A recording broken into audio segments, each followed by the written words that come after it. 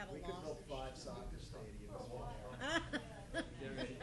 He hasn't mentioned the fishbowl. He's not picking up about the fishbowl at the bottom of the building. So. Mr. Kusick, someone is looking at Bushkill Township to do soccer fields. Oh, really? Yes.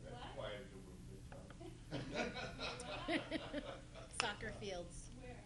Bushkill Township. Semi-pro, pro, a sports complex, or?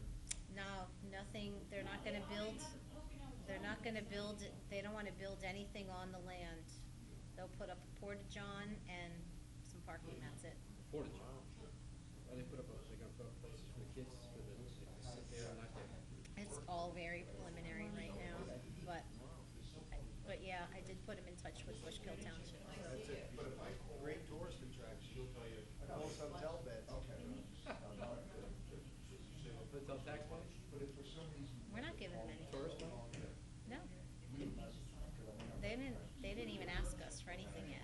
Here's something I want you to mark like this. There hasn't been a shovel nor anything moved on Asbury Minor County for that water. Nothing. Yeah. I haven't heard anything. From Mr. Scarella.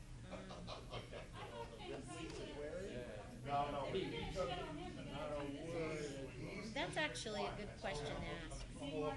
It's coming, don't worry. Like this, like you're taking too long. Do they get it on this? Good afternoon, everyone. I'd like to start the Economic Development Committee meeting. Open for public comment. Anyone? If not, we will start the introductions for the folks. Hi, Mark. Mr. Hartney. Thank you. So tonight we're going to have a presentation on the Northampton County Blight Reversal and Remediation Plan from our consultants, the Reinvestment Fund. What we're trying to do, since I've been with the county over the last 5 years, we've had lots of complaints about blight within the county, but nobody's really been able to quantify how big, how wide, how high. So we've engaged the Reinvestment Fund and have also partnered with the Lehigh Valley Planning Commission to kind of try and quantify what the blight issue is in Northampton County. And once we're able to do that, put together a plan to address it. So what you have tonight from TRF is kind of, they're going to give you an overview of our process and our study and kind of let you know where we are. We're still very early in this. We're still just gathering the data.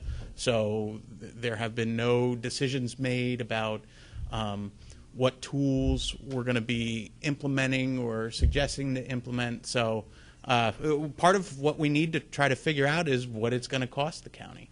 So the Reinvestment Fund. Yes. No. That's the name of the group. Yes. So with that, I'm going to introduce Emily Dowdle from the Reinvestment Fund to walk you through her presentation. Hi there. Good evening, everybody. I'm Emily Dowdle from Reinvestment Fund. From the Policy Solutions group there. We've been working with Northampton County and the Lehigh Valley Planning Commission since the fall on a blight reversal and mediation plan. So I'm going to talk a little bit about everything that's going into that, where we are, what's going to come next, and we'll be happy to take your questions.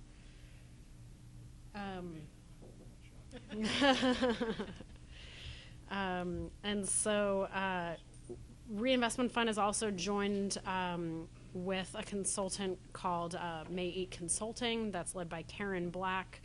She may have heard her name. She's been working on blight issues in Pennsylvania since 2004 was when she published her first piece, and she's been sort of at the forefront of improving blight policy in the state.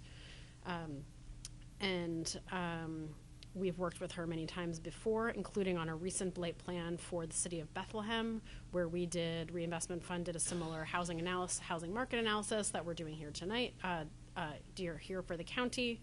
and then aligning that with a Blight plan and making recommendations, match market types across the jurisdiction.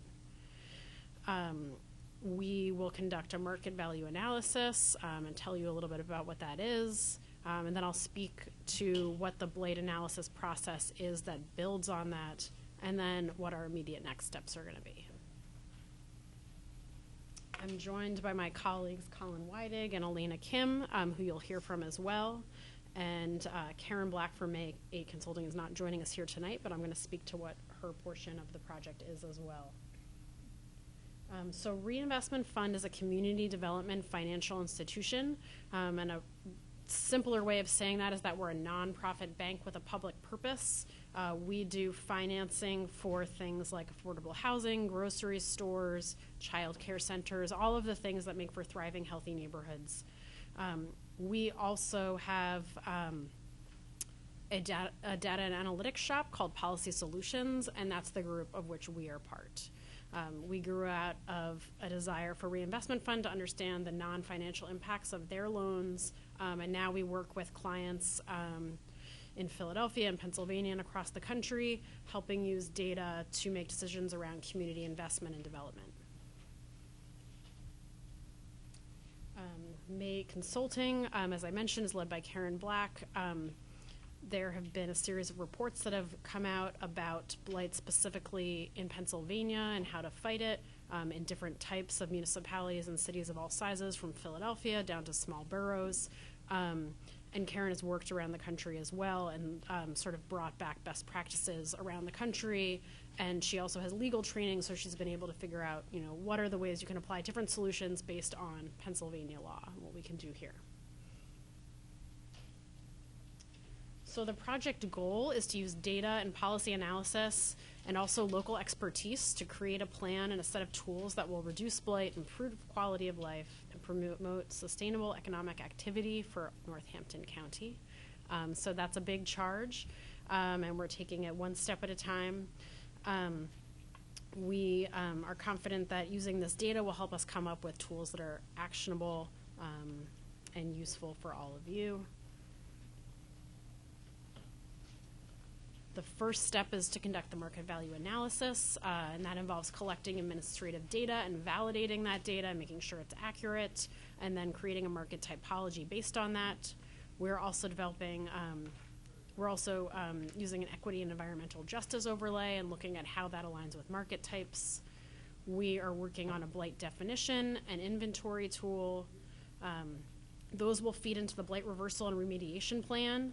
And some of the other products will include an online tool so that all of the findings that we come up with over the course of the study will be located online, so anybody can go there and take a look at what we're seeing, and a full design toolkit that will explain all the types of tools municipalities, townships, and the county might consider using. There's also going to be a municipal education plan to get the findings out to sort of a broader audience. We started back in September, and we are planning to wrap up by June, so we're right in the middle now. Today we had our second meeting with the task force, which has representatives from around the county, as well as people who are experts in code enforcement, and they've been helping to review our data, make sure that everything is accurate and reflects what is out there on the ground, and also that it's going to result in addressing the biggest concerns for people here in the county. We are currently in the draft stage of taking the data and turning it into a market analysis. We're going to be finalizing that over the next couple of months. Then we're going to meet back up with the task force again and use the market analysis to feed the blight plan recommendations. That will all result in a report that, again, will be posted online and shared with all of you. I believe we're planning to come back here and present again once we have that final plan. So I'm going to let my colleague Colin talk about the market value analysis.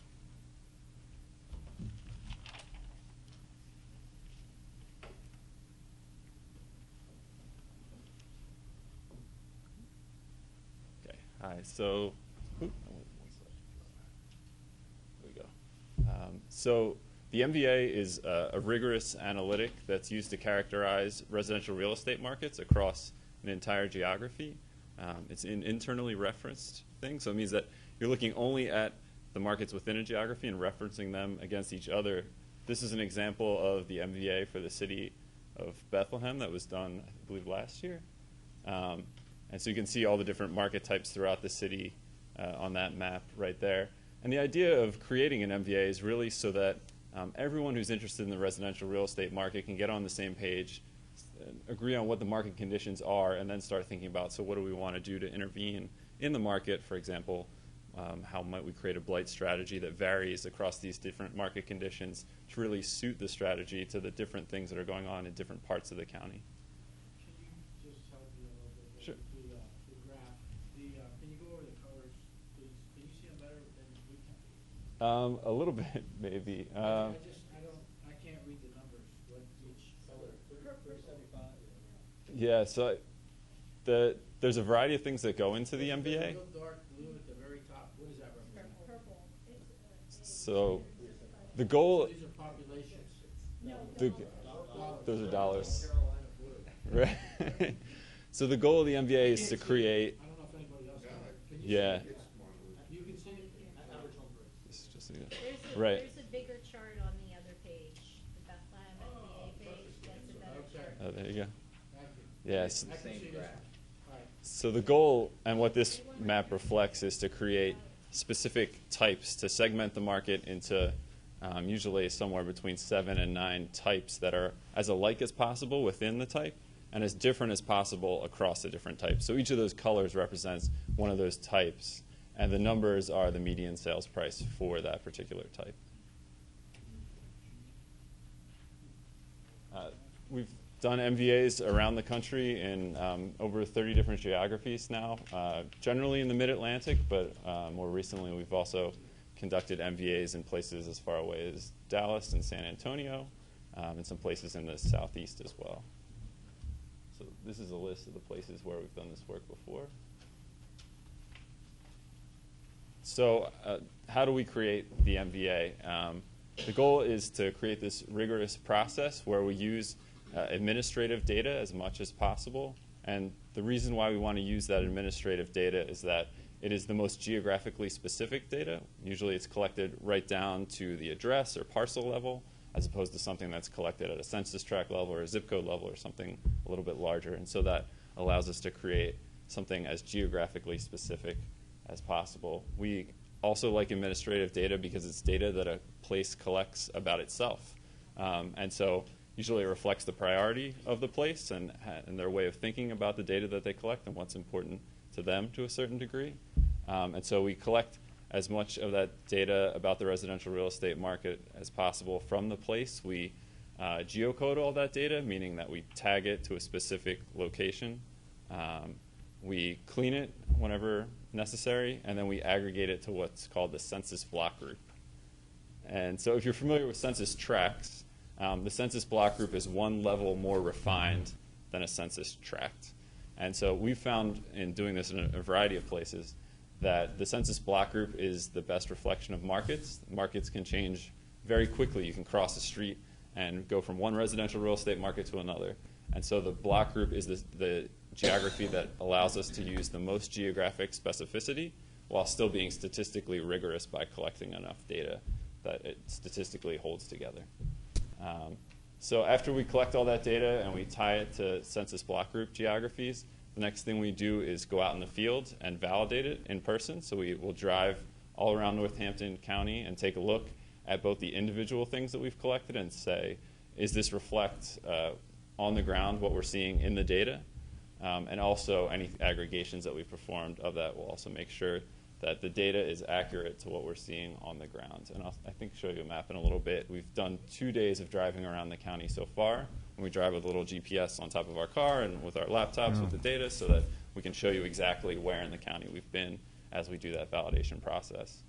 Another important part of the validation process, as Emily mentioned, is we've been meeting with a stakeholder group, task force here with, I think, 30 to 35 members. And so we're getting the benefit of their experience on the ground as members of Northampton County and also people who have been working here for a long time, so they can look at the data and say, this makes sense to us, or no, you need to go out to this borough and take a closer look because you're missing something in that place. And so those are two ways that we make sure that the data is an accurate reflection of what's going on here in Northampton County.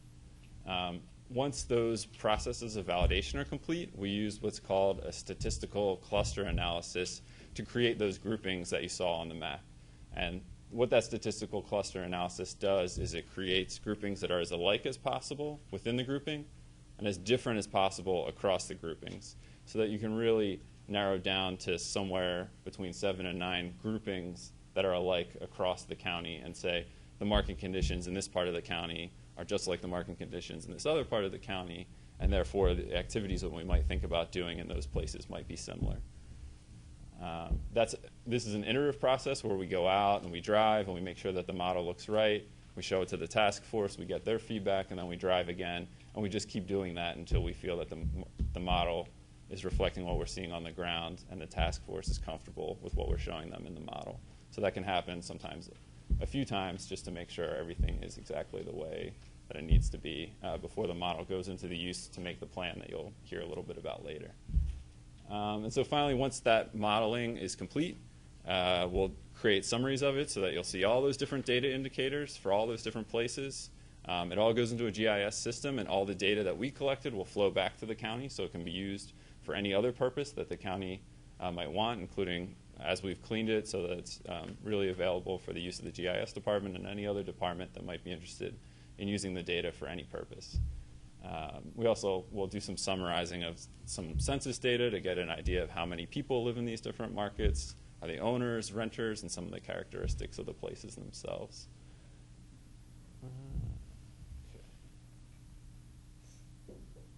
So this is an example of the recent Bethlehem MVA. So each of those different colors represents a different market type that was identified in that study.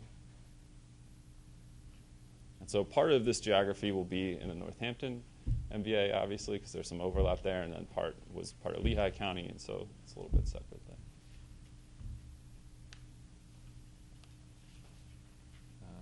This is a summary of the market characteristics. So this will give you an idea of what each of those colors represents and the variety of things that we collect to understand what's going on in markets. We collect measures of the value of a market, so the median sale price and how much variation there is in that price in a particular place.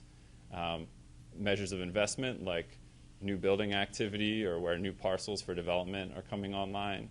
And also measures of stress like residential vacancy, foreclosures. In this case, we're looking at properties that have gone on the tax sale list or the sheriff's sale list. We also look at where markets are being subsidized by things like Section 8 vouchers, public housing, low-income housing tax credits. And so we take this whole variety of things and put them into that model, and that's what creates these groupings that you see here. Sure. So when it says one of the categories is distress, those are the ones that we're really looking at when we're talking about blight, and what characteristics would they have? Like specifically, because they're in every single color bracket. Right. So it tells you the concentrations of them in different brackets. So it'll tell you whether you're seeing lots of distress in a particular area or smaller amounts of distress. 2%, what does it measure? I'm having trouble seeing the table from here. Just for example. So It says distress 2%, multi-violation. yeah, so 1%, I think blight 1%. the violations were code violations. So that would say that about 9% of the properties in those areas had multiple code violations on them. And so those are places where you might look parcel by parcel and see where are there these properties that have multiple violations. And in an A market, the strategy might be different than in an E market as to how is the best way to, whether you want to give incentives to owners to correct violations in the properties or whether a county authority has to get involved to get the property from some kind of blighting status to a more productive economic use. That strategy might vary a little bit depending on how concentrated those code violations are. Right, and so when you say 9%, each of those categories has a different number of houses or homes or structures. Where is that number? the total number of Yeah. structures. So in the full report, they show census data on all the total number of housing units Oh, okay. in each 'Cause I'm one. just trying to get Just an understanding summary. of 9% of what? Sure. So this is the typical block group, and so it's an average for each of the block groups that was considered an A, Okay. which there were 4 block groups in Bethlehem that were considered A's, Mhm. and so this is for those 4 block groups. There was an average of 9% of the properties had. Right, but the total number, that'll be in a later report. That was probably in the original Bethlehem report, but I don't have that number, and this is just trying to be Okay. illustrative of what will eventually be produced for the county as a whole. Okay, I just want to try to understand what it is. Sure. Yeah, absolutely. Yeah. Thanks. But yeah. But I think what you're asking, the block groups are all a set number. A block is a set number of residents. Right. And that happens to fall under the average price of $375,000. Right. Same amount, you use that same number for each block group, I mean, a number of residences. Is that? So it's an average for those 4 block groups. So they'll all be something close to that 375, but because they're all of a type, they'll be very different than, say, the blues, which are closer to 180. But I Right, guess what you're but you're saying, comparing you're saying 1,000 that a block- houses against 1,000 Yes, houses. so a block represents what number of houses? That's what he's saying. Yeah. So in each block, in each category, would then, like, there's 22 in the light blue and 4 in the purple. Right. So if there were 1,000 houses, let's just say, for example, in a block, Right. then the purple would represent 4,000. That's right. The light blue would represent 22,000, right? Right, Okay. but there is some variation with, so these are geographies that the census draws. So it's not exactly a block, it's called a block group because it's literally they're putting those blocks together into a group. So there's a variation of somewhere between like 8 and 1,200, I think, housing units generally in a block group. But that's all data we have from the census, and so that's a table that we can create and say, for all these purple block groups, there's, say 5,000 housing units in those, and then we could also say how many have those multiple violations so that you can have the count as well as the percent. Okay. It's definitely a way that we can break it down. Okay, thank you. Sure. Absolutely. Sure. What year of the data are you using for your base? So for sales price, we're using 2016 and 2017. So when we look at sales prices for a block group, we don't count anything that's under $1,000 because that's generally not a market sale. That's often a sale within a family. It's not an arm's length transaction. And we try and keep the window as short as possible so it can be as contemporaneous as possible. But we want at least 5 sales in every block group that we characterize, just so it's a little bit more statistically robust. And so that we use that window because using 2016 and 2017, we were able to characterize 199 of the 202 block groups in Northampton County. So that gets us almost every block group in Northampton County. The data's not as old as I thought. Yeah, that's why we try and use that administrative data, because something like the Census American Community Survey is going to have a lag where the most recent, I think, American Community Survey available is 13 through 17. So it's a window. So It's a little bit older. this is all census data. We do use census data about home ownership. So that data is a little bit older. Yeah, that's old. That data is older. But we find that that's the best data. Sometimes we'll try and use parcel level data on home ownership. You might look at where the tax bill is sent or something like that. But often it's tough to gauge the number of units in an area from a parcel file. So anyway, that's the only thing that we generally use the ACS data for. One more question, if I can. Sure. Sure. Absolutely. The program, that's not probably, whatever you're using to draw the data into your car with your little thing on top of it. Is that owned by you? Is that patented by you? Or is that patented by someone else, or is that just? It's called ArcGIS, and it's a product of Esri, so they're the patent holder on that. So other people could do this? Yeah, theoretically. Did you, personal question, did you purchase this program to do this? Yes. For all your other uses when you go about Blight? Yes, we're licensed to use the Esri product, yes. Okay, thank you. Sure. Just have a quick question here. So you talked about different strategies, whether the blighted property is in a B or an A or a C. Right. If you do this you've done this obviously in other markets, do you have any lawsuits or so I live in B and someone who lives in C and you're giving them a different standard or giving them different resources than what I do, and it's across the street or next door? No, we've never had a lawsuit resulting that I know of from any market value analysis. No. It's been going on. So yeah, the first was done in Philadelphia in 2001 for the Neighborhood Transformation Initiative. And that's part of the process, is trying to get a variety of stakeholders on board to see that you're not making these decisions capriciously. It's done based on rigorously analyzed data that stakeholders here in the county have all taken a look at and made sure that it's an accurate reflection of what's going on. Yeah, so I mean, I agree with addressing blight, but just how fine-tuned this is. You got one side of the street, you make categories, in Group A, and you're going to hold them to a different standard than Group B, across the street. So Isn't it very similar to the way a bank would reassess a property? Yeah, I think that's part of it. And also, this is a summary, so if you dial back the report on the intake that you give it, right, you could see that maybe the one side of the street. Is there to his question? So I think an important thing to understand, one of the ways that we look about this, one of our normative assumptions, is that every part of the county is deserving of investment, and everyone is a customer of the services provided by the county. And the data is really there to help you tailor the interventions to the place, not to say don't invest here, anything of that nature. It's to understand the place so that you can do something in that place that is best suited for the current conditions, recognizing that those conditions vary from place to place. Is there any human intermingling here with the program? Do you get to meet the owners? Have you talked about their financial backgrounds on all these things to find out the what's happening in those markets? We don't do any. You don't do that at all.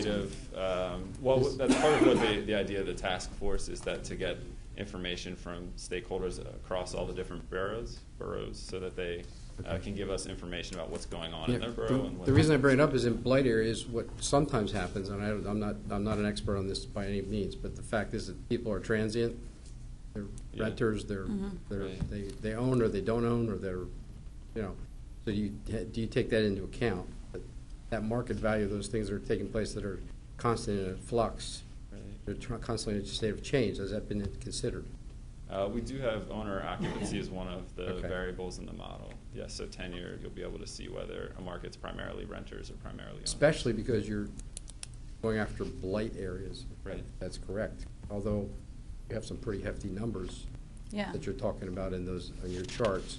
If you were going to go after Northampton County, I think you're going to find quite a swing in the areas that you're going to be investing in. You have 2 days of travel in the area already? Yeah, we've been in the area for a couple of days. May I ask what areas you've traveled in? Yeah, I think I have that. Oh, I'm sorry. In my head? Should I wait? So this is the next map page of where we've driven to do validation. It was the first day we were here. I'm trying to the move second day. So, and we're planning for at least one more day of validation. That's a good question. So I could figure that out with these shapes, but I don't have that number off the top of my head. But this is an idea. This was my trip today. I don't know about individual homes, but you can see the way these lines are drawn. You see these squiggles through the lines. We go into developments and slowly drive to take a look at exactly what's going on in each place. And each of these little squiggles is kind of a place where we've gone off the main road and into a development and driven around to get a sense of what's going on in that part of the county. So what is it you're documenting or seeing, like when you're driving through? I mean, what is it you're? Mostly we're looking to see if the variables look like what we're seeing on the ground. So, for example, if we're looking, we have a proxy for vacancy, which is low electricity usage. And so if we're on the ground and we're saying, I'm seeing in the computer 20% vacancy, but I don't see a single vacant on this street front, there's something wrong. We have to go back and rework that. Some things you can see point to point. It sort of depends on the nature of the data that you're looking at. Like some things are hard to see, like owner occupancy is something you kind of have to rely on the census. But you can see, if you see a property that's a beautiful new property and you have a $10,000 sale, you say something's wrong with this sales data, and we've got to go back to who we got it from and ask questions or probe a little bit more deeply. What? I've done this in a variety of different communities, and no, nobody's ever said anything to us. You guys are. I just try and smile and we go through. That's like a different kind of assumption there, you know. Northampton County, this is Bethlehem versus Northampton County. Northampton County, you probably know this. Bethlehem doesn't have something. That's Ken Kraft. That's just because Ken Kraft's so tough. I brought that up for Ryan. Listen, he has a report to deliver. This banter is like not acceptable. So this is the set of things that we're looking at in Northampton County. You can think of this broadly in three categories. We're looking at some variables that look at value and investment. So those are the median sales price and then the variation around that median sales price. We're looking at new investment activity through where new parcels have been created since 2015. We have an algorithm which looks at the ownership information and tries to identify investor sales based on whether the name is something like LLC or LP or is someone that appears many times within the parcel file. We look at things that relate to the distress and vacancy in the area. So we have a proxy for vacancy that I mentioned earlier. We're also looking at distressed residential properties that were on the tax and or sheriff sale at one point. And finally, we look at some other characteristics that help you understand the area, like we talked about owner occupancy, subsidy that goes into the rental market through things like public housing, low-income housing tax credits, and Section 8 vouchers, and some characteristics of the area, like how dense the area is, whether it's primarily residential or whether you have a mix of residential, commercial, and industrial uses in the area. And so all these things go into the model ultimately. That all make sense? Mm-hmm. All right, so now I'm going to pass it to Alina, who's going to go through some of these things that we were just talking about individually. Hello. So I'm just. Oh, yes, I'm Elena Kim. So I'm just here to walk you through a few of the variables that Colin just described, and just show you how that might play out spatially. And because it's a big county, depending on how big the block groups are, some areas can be very dense, and it's hard to see the variation. So we have prepared small windows of zoomed-in places. We have Easton, Bethlehem, and Northampton to Walnutport area, and also Slate Belt. That's going to help. So the first one that I'm going to show you is the median sales price. It's one of the variables that we consider. On the map, you can see the darker the shade. It's the median sales price is higher. You can see here it's over $300,000. And here it's the same map. You just can see the Walnutport and Northampton and Slate Belt area more closely. Next variable we have is residential density. This is calculated by looking at housing units per acre. So it might make sense that some of the inner city areas are more dense than other county areas. The lighter shade means that there can be one or less unit per acre.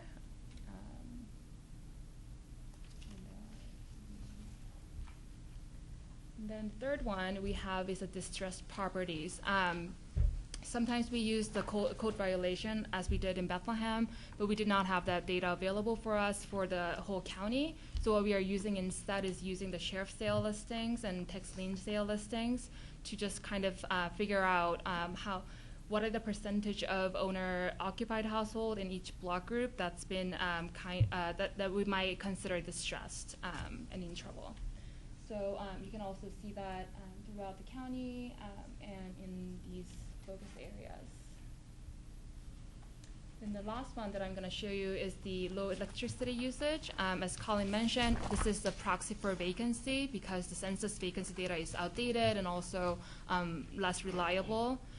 So this is a data set that we got from the local electricity providers. They reported to us the count of units that have the minimal electricity usage or that has closed accounts but have not reopened. So those we consider they're likely vacant. Mr. Chairman, I have a question. You said the electricity providers. Was that public information, or did you get some type of contract with them?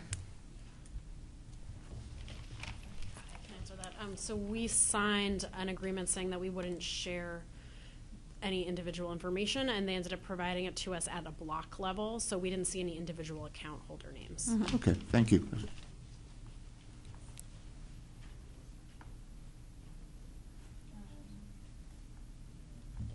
And I'm going to turn back to Emily, who's going to talk about the county repository process. I'm sorry, can I follow up? Did they charge you for that information? They did not, no. Oh. Yes. So I guess any one of us could go in maybe. Sometimes you and- just ask and, It's a good point, thank you. Just asking, how much electricity do y'all use? yeah. It's true, yes. So we are also looking, so that's all the MVA, and then we're looking at some other things to overlay across the MVA that are of interest, particularly related to blight. So one thing people have been interested in is the county repository properties, and we wanted to see if these were, if these were something we could classify as blight, if these were something associated with certain types of markets, if they were dragging down markets in certain places. And we dug into what exactly they were, and it turned out that the vast majority of them are in fact vacant lots. There's no structure on them, even when their land use code seems to indicate that there is a structure. And I know there was some concern about safety of some of the properties on the list that seemed to be imminently dangerous, and that would be a liability for the county. But it seems like there's just a few of those. So some of the categories that we dug into a bit were the condo category. It turned out this was all at one development in Easton where it looked like they had built half of the condo units, and then the other half just hadn't gotten built yet but had been parceled out, and they were just using it as parking temporarily. And that's, not an imminently dangerous site, so it seems like that's not a big concern. The governmental properties looked like they were possibly just easements. They were small slivers of land that were between streets and houses. Maybe they don't belong on the list at all. So I think it's sort of, rather than this being a list of blighted properties to take action on, it's sort of something that I think could get cleaned up a little bit. But these are not issues of concern. Though we did see that they were scattered pretty widely across the county with some concentrations in the Slate Belt and Bethlehem and Easton.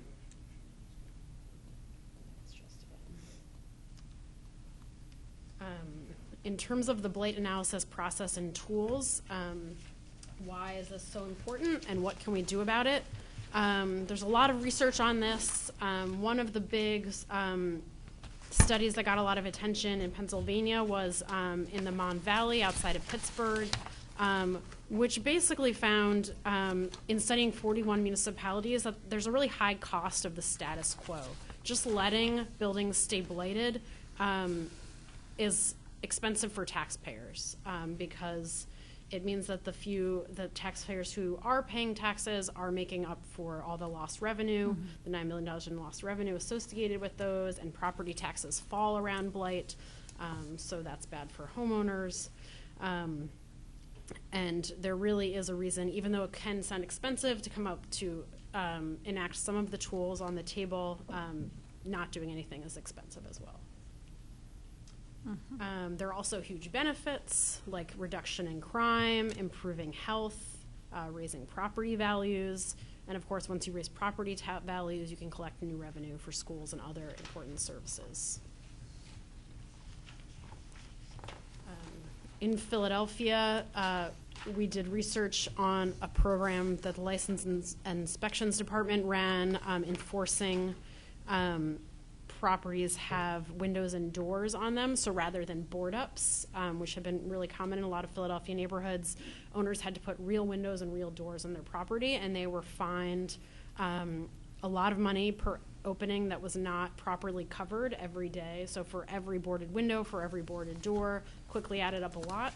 They did targeted enforcement, and it ended up being a very effective program. The city was sued, but recently won after several years, so they can go back to doing targeted enforcement. So.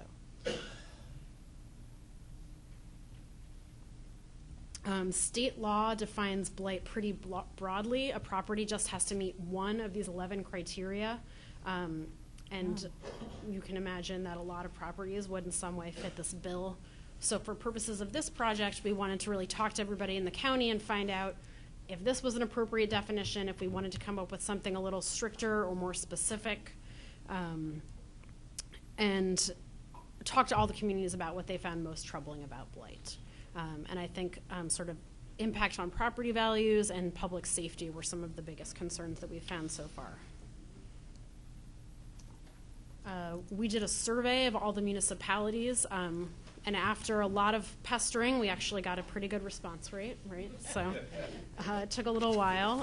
Just asking people what are the biggest issues in your area around problem properties and blight.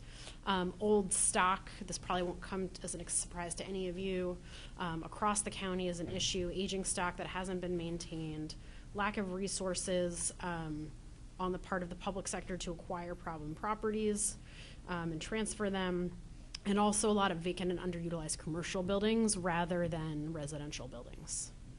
And in terms of the tools that people wanted to see were standardized and enforceable tools, resources, money that people were concerned they didn't have to implement the tools, assistance from the county, especially for the smaller municipalities and boroughs that don't have full-time professional staff, funding to purchase properties, especially the really big ones on sort of main street areas, to transfer to responsible developers, and money and manpower. We are in the process of working with the county to create an online tool that will have the results of the market value analysis and the results of the full blight plan that builds on that, and also information about all the tools that are available for communities in Pennsylvania that are in accordance with our state law. We will also have case studies available there to show how places in the county and elsewhere in the state have tackled blight and successfully turned around properties. Along with sample laws and fine structures that can be pretty easily adapted.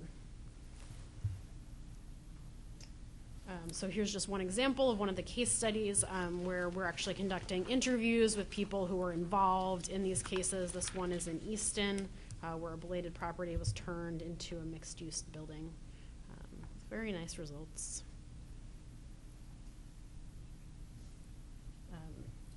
Eventually, we're going to come up with a set of recommendations. This is just an example based on what we did in the Bethlehem blight plan, where we matched strategies to each of the market types.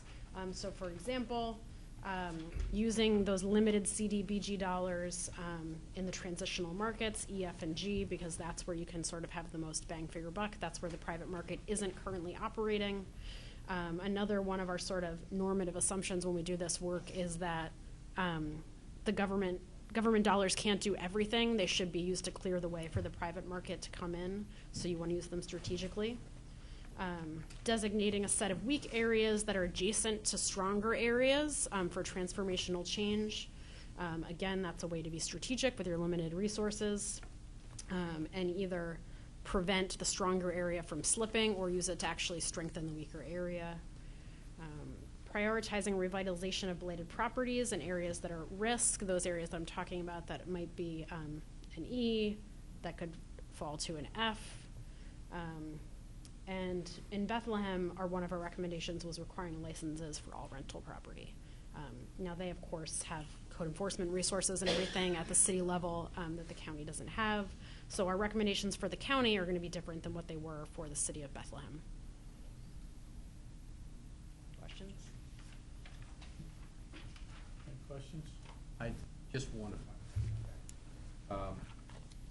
I understand that taking on these blight properties, I saw the one you did in Easton, that done over many years. Yeah. When you get into involving yourself in condemning a product or taking a road facility off the books, it takes legal effort. You just can't walk in and claim eminent domain. Sure. So how does your team encompass going after those blighted buildings? Right. Well, one thing that we talked about actually just at the task force meeting is whether there's a way to work sort of countywide at identifying some of the most difficult properties and allocating some legal resources to working on those most difficult properties where it is going to be a lot of attention. It's not going to just turn around and figure out what are those sort of most difficult properties that haven't just been vacant or blighted for a little bit, but have been sort of intractable, and what are the ways to deal with those. So that's what we'll be looking at, is by sort of degree of difficulty of a property, of what are the different types of things you can do. So we'll try to tailor. Yeah, yeah, right. No, I understand what you're doing, and I'm all for what you are attempting, okay? Yeah. I just hope your team's strong enough to be able to handle some of the landlord shifts and the things that are out there. We have a lot of ownerships in Easton that are not even huge. Right. They don't even know. So we may not be able to find. Right. People like that understand this. The fact is that it's dangerous. Right. So it could take years. That's right. Yeah, this is not easy work by any means, which is why, I commend you for taking it on. well, we're working in partnership with the county. We're helping to give you guys all the tools you need to keep working on this. So. I have a question about at what point do you start to involve the community and neighborhood groups? I would assume that's maybe a little bit bigger in, say, an area like Philadelphia. Yes. But and is that not part of the assessment? Have you identified like human capital at this point to get involved and to help start to address some local issues from the ground up, if you will? Not owners, but just neighborhood people. Right. We do have, as part of this project, we'll be developing a municipal education plan, which is working with the people that are on the task force to get them to go back to their communities and the public in their communities and the community-based groups and share this information with them, and highlight for them what the pertinent tools are that they can use so that everyone in each community is sort of working together on these issues, right? Because not only might this take a lot of time, but it might take a lot of different partners coming together to solve some of these problems. So. And do you tap into tenants associations as well to address things like maybe Bob is suggesting? We can include that in part of the strategy for the municipal education plan. Question? Mm-hmm. Yeah. So how much is the Lehigh Valley Planning Commission involved with this in terms of trying to identify these properties and potentially put other things there besides just what's there currently? The Lehigh Valley Planning Commission is one of our, has been supporting the project. They're here this evening. So they've been attending the meetings with us, and they are also, fully supportive of this work. So what's their role, though? Their role, well, I guess it's sort of based on whatever the set of recommendations come out of it. Some will be most relevant to a planning commission, some to the county, some to the municipalities. So, so right now, everybody's just listening to the data. Well, they helped provide us the data, okay. And they've sort of highlighted areas that we should be paying attention to based on their research. They also provided us with an analysis of opportunity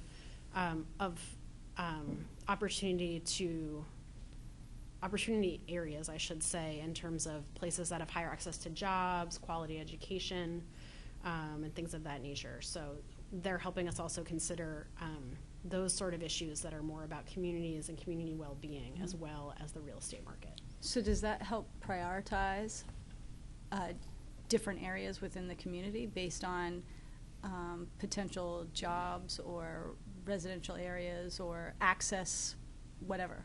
That's right, yeah. And so our final report will include this sort of equity analysis And it's interesting because when you look at areas that are high opportunity in terms of access to job, some of those are also the most disinvested and distressed markets.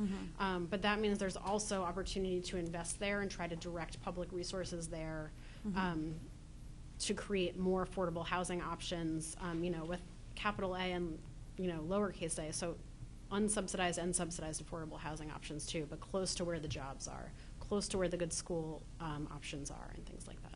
Well, I guess my concern is, like, you had the slate belt outlined in one of those little boxes, and right there you have an area that has a lot of blight, but also is depressed in its economy and doesn't have a lot of jobs.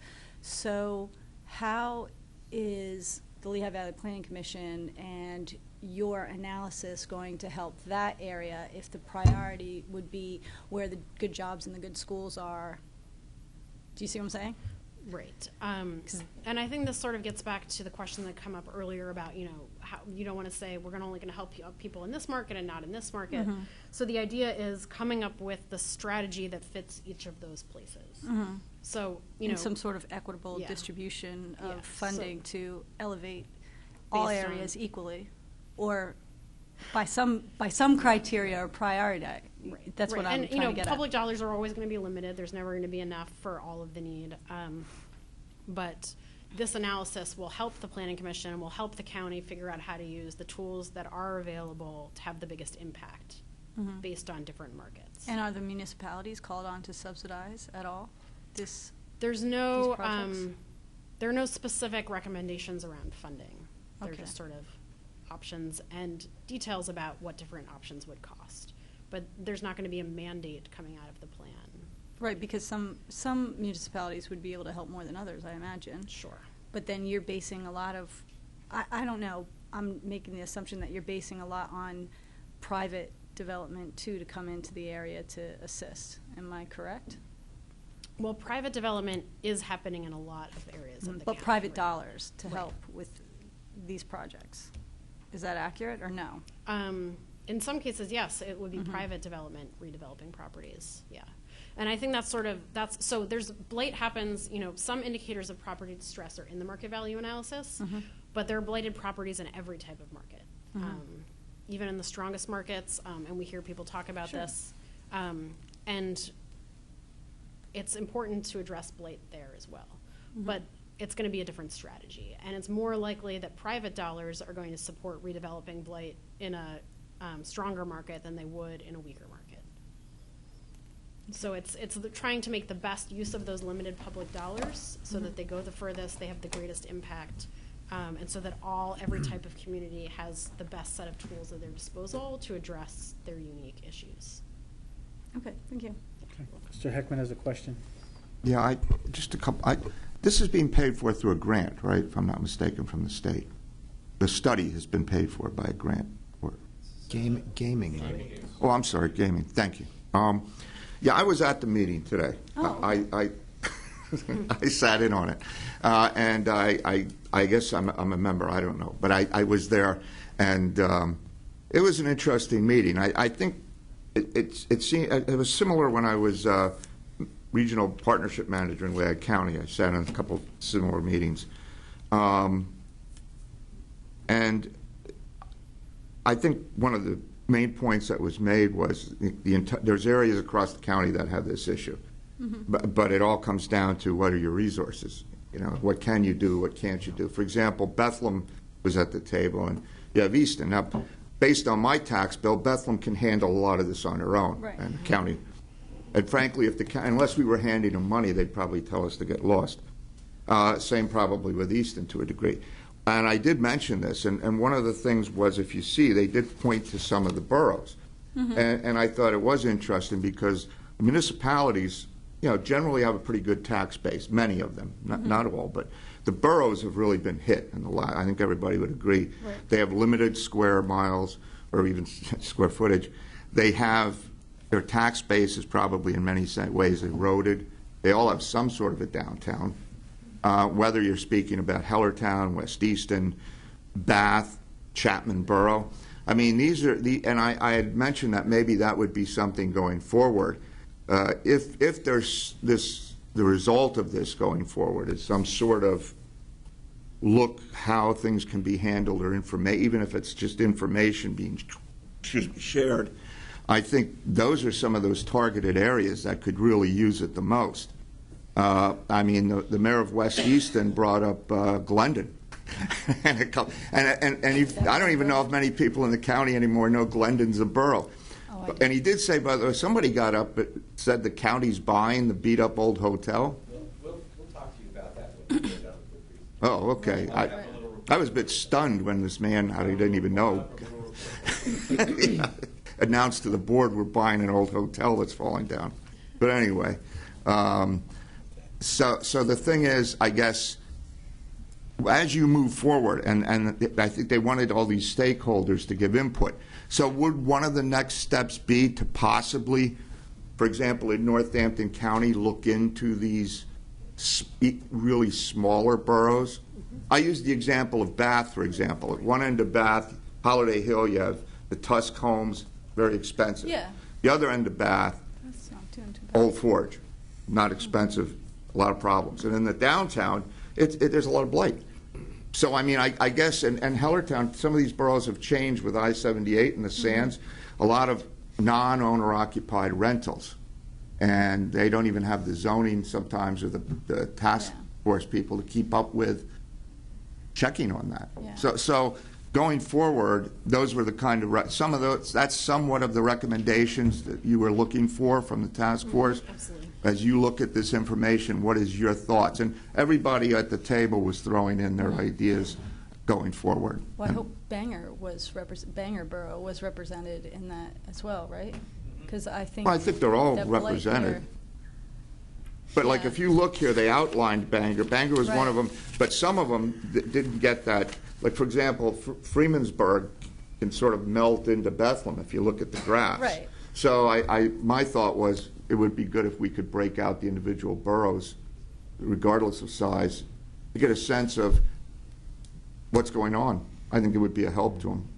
I personally, I think they need it more than the townships, but that's just Yeah, an they're opinion. struggling. I would That's agree. all. That's Thank very you. helpful. Mr. Kusin. First of all, I want to thank you for the presentation. The data collection and analysis was top-notch. I appreciated that. But to me, it comes back to this piece you asked when you surveyed municipal leaders, and as someone who was in that role at one point, it always came really down to two things: code enforcement and legal resources. And those are where a city like Bethlehem, who has, full-time people and probably has a few solicitors that they but for the smaller boroughs and municipalities, you might have a part-time zoning officer, or you might even contract it out. So you don't have the ability to constantly follow up in a way that maybe a city does. And the other thing that always amazed me was the legal resources. Folks who had no money to cut the grass or fix a window had money to pay their attorneys to appeal to the zoning board and then to the DJ. I mean, I don't know how you can stop that. And that, to me, was always the biggest frustration, the code enforcement piece and legal resources.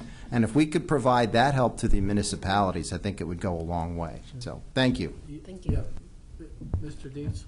Yeah, so if I remember, actually, we had a conversation about this, John, it was like 2 years ago. We had a presentation on it. And one of the biggest things on it that could help municipalities is they actually need to have a blight program, because otherwise then there was resources out there. If they didn't have a program, they couldn't do, reach out for money, for funding for it. Because some of these answers or tools in the toolbox could be, there's an elderly lady who has an issue, we could connect her with funds to fix her front porch, or even the borough would have the opportunity to fix it with a lien on the property, or bring it something there.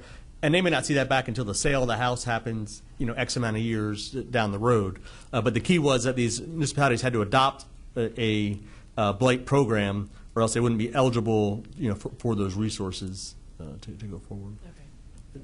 To carry, to come off of what he just said, I did see that, because all the little boroughs that we have, and, getting them all in line. Like the city of Philadelphia that you did, I mean, you could go to the city, right, and just say, okay, this is what we want, but you got to work that out with each one, you know, so I guess that's the challenge here. And also, like, I know Northampton Borough they had just put, they tried to get some renter restrictions for the rentals, you know, so the property owners would have, you know, so I don't, anyway, okay. Is there any other questions? Not just a comment, if I may, okay? First of all, I'm glad that Lehigh Valley Planning Commission people are here. That's nice to know, okay? Maybe you can ask Becky to kick in some extra gas money or extra car you're driving around. Give her, you know, give her a little, oh, you do? We use the van. Oh, you use it? Okay, I take it back. Fine. It was a question. So actually, yeah, I would like. So the lines that you saw actually don't even represent the full tour we got. That's with the county full tour, because okay. The Plana van gave us a longer drive. Okay, wonderful. Thank you for that. I did. That was a satire comment, but it was okay. The second thing is, you have not. Do you have a time frame on this thing? I know you've got Bethlehem pretty much under control. Bethlehem. Well, so we do the study. We don't stay on beyond the study to implement it. I get that, Yeah. but So how long the did Bethlehem take? The Bethlehem plan took about 8 months. So you're 5 months in, 4 months into and this? the plan is to be done in June. June? Yeah. Okay. And we can use this, don't panic, we can use this for assessment if we have to? Any kind of assessment information in here? No? Okay. Or data collecting and things. If we can't use it, we can't go back and reuse this program for like collections for people and finding numbers, and it can't be used? It's not for that? Okay. Just a thought. Okay. Forget that It's second part. block group level data that you'll be getting. So. Okay. Well, thank you for what you're doing. I joined John, Mr. Cusick, and Mr. Dietz, and everybody for thanking you for taking on this ridiculous program. It's very difficult to do. Thank you. Just real quick, so Bethlehem's nearly complete or is complete. Did they implement any? They have, yes. And what would they be? So rental licensing and some of the targeted code enforcement. They've started doing. Thank you. Yes. Thank you for the study. Does the rental licensing, does that create a pool of money to do some other stuff then with it? It does, yes, yes. Is that what you did in Philadelphia? There is rental licensing in Philadelphia. Okay, Yes. okay. No question. Thank you. So whether those funds are, used as well as they could be is another question. And that's another thing is that Karen Black, who's really knows the implementation side really well, says like really good code enforcement can pay for itself. So that's sort of the goal, is try to get it to as much as possible pay for itself. Have you talked to the city of Easton about this? Have you had a discussion with them? Yeah. Are they in it? Yeah. Okay, because their code enforcement. Steve was there today, yes. Yeah. Okay. Yeah. They should know. Any other questions? Thank you very much. Thank you. I don't know if Mark or Tina wanted to come up. Thank you very Thank much. you, everybody. Appreciate it. County Executive. I really want to thank Tina, Ms. Smith, and Mr. Hartney for their leadership on this issue. Tracy Oskovich with the Planning Commission is here with us tonight, and I want to thank her and them as well. How cool is it to have these smart folks in here using words like normative and concepts like spatial? They've raised the brain power in council chambers tonight. That's really neat.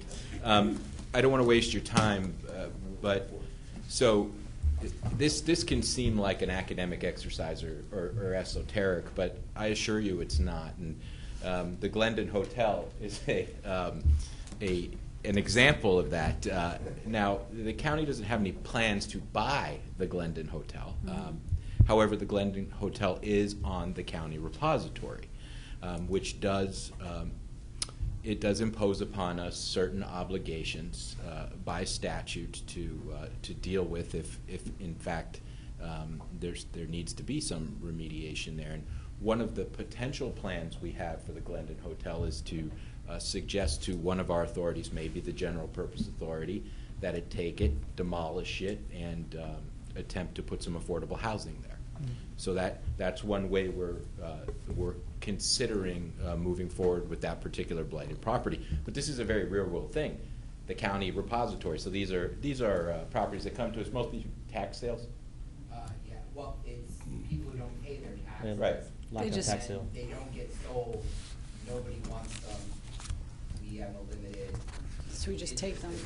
Yeah, we don't own them. Hold on, is that hotel in the It is. repository? Oh, I see. It's in the repository. Who was the gentleman that told the group we're buying the hotel? He was, I think, just a little mistaken about what the potential plan could be. We're miles away from that, but that gentleman is very useful to all of us, and we will forgive him for that misstatement of fact. All right. That's why I say there can never be a big conspiracy in government. No, the minute you get past 3 people, it's going to become public. I was just surprised we bought a hotel with holes in the wall. Which is why I'm standing here about to tell you about some other blighted properties in Bangor. Can we Sure. continue on that? Go ahead. Sure. Well, I just want to ask what it means if we don't own it and it's on the repository and we have a responsibility to demolish it or to reconstruct it. What revenue do we get or compensation do we get for achieving that? None. None. So we just do it for the greater good, and then who gets that building? Well, it depends. Okay. Yeah, What depends it on what? depends. You can sell it and you make the money. Yeah. Well, no, then we would get compensated if we sold it. But if we don't own it, how can we sell But it? would you sell it? Would you sell it to the general purpose authority for more than $1? No, you wouldn't, because Yeah, then we'd be if selling they, it if they well, we'd be selling it to a Northampton County authority. Yes. But they would be the record owner. This, by the way, is all speculative. Okay. I'm sure it comes as a surprise to general purpose authority members sitting around here. Okay. But no other. But since Mr. Lakey outed us at the meeting. Okay. But no other entity owns that or can claim ownership for that property. They'd have to pay, if I'm not mistaken, to get it back, they'd have to pay the back taxes, and they're long gone. So. Other lien holders can. Mario still owns it. Want me to Yeah, go ahead, answer that. Yeah. So No core money they now. don't have a recourse to come back. The address of the property is actually the property owner, as well as, so it's the property owner's name with the county's address in the repository. So if you Okay. would go on MC Pub right now and look up the Glendon Hotel, that's what you would see. Now, we don't take ownership of these properties because if there's a structure on them, we take and claim full liability and insurance risk on those properties. Absolutely. As it stands now, we only have a partial risk. It's 80% of what the property would generate of 1 year's rent, which will be important when we talk about the Bangor properties in a second.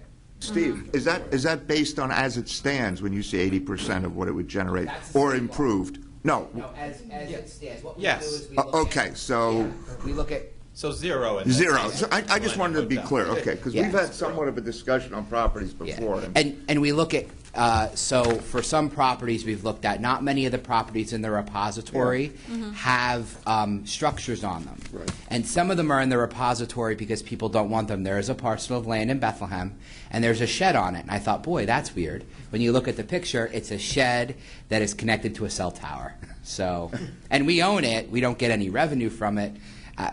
Essentially, we own the easement for Verizon or AT&T to get to their cell tower, is what it comes down to. Okay. Have you seen the Glendon Hotel? I have. It's a. It's not a resale. No, it's definitely not. No. I'm sorry. No, definitely not. But I wanted to know who owned it Well, because liability would be, and then if we did not own it, somebody could claim that after we did whatever to it. We have the statutory liability that Mr. Barron just outlined. Okay. And it's very limited. Okay. It's a very limited liability, and we learned that again, and some of us for the first time, including myself, with a roof collapse in Bangor not too long ago. And so there are two properties in the repository that need to be demolished because they're uninhabitable. And we have made an effort to even do a little better than our statutory responsibility to help the borough of Bangor with the demolition of those properties. So 2 properties, and we've put $10,000 into each, and I believe we're looking for ways to try and help them even further. Salvage it into affordable housing. Right. And using Okay. using what program? We will use a combination of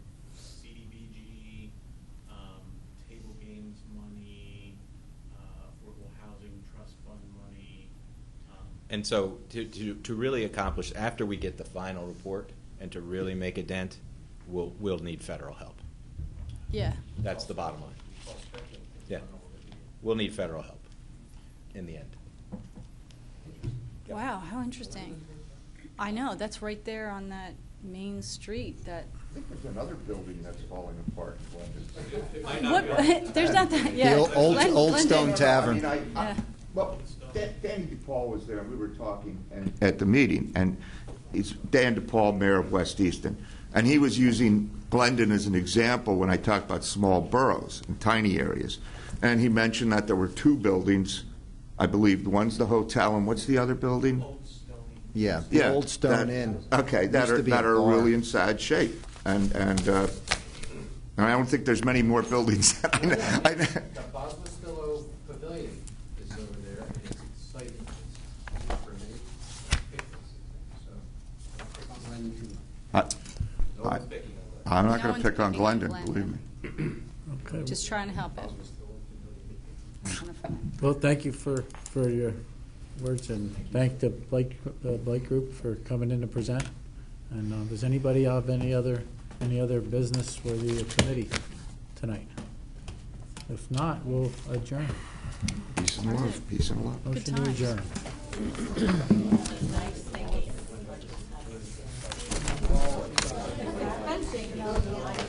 Study to prove that you need it, right? That's what you got to do. Oh my right? God. Yeah, I'm thinking I could travel around. But there's nothing. I think that's a no.